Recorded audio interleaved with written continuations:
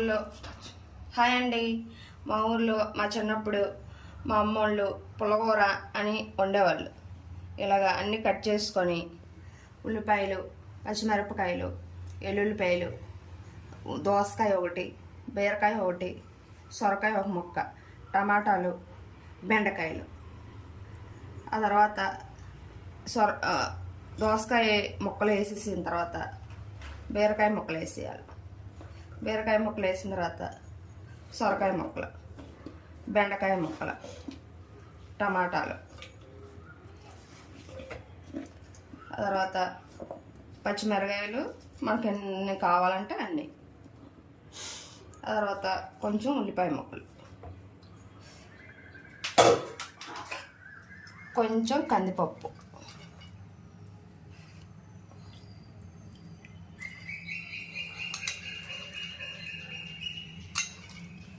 కందిపప్పు వేస్తే టేస్ట్ బాగుంటుంది.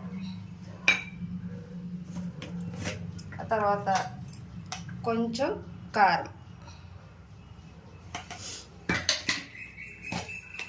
ఆ తర్వాత తగినంత పసుపు, ఆ తర్వాత వాటర్ గ్లాసు,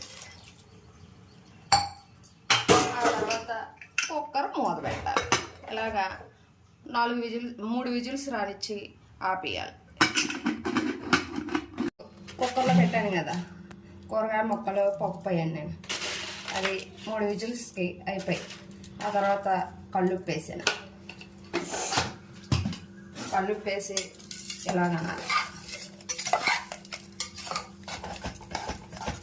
ఇలాగ కొంచెం 5 నిమిషాలు స్టవ్ మీద పెట్టాలి. చూసారు కదా. ఆ తర్వాత పోపుకి రెడీ చేసుకున్నాను చూడండి.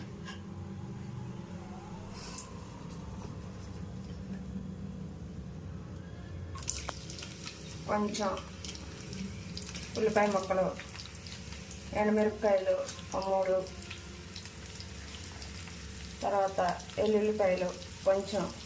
ఎల్లుల్లిపాయలు ఇది వేసుకుంటే చాలా బాగుంటాయి.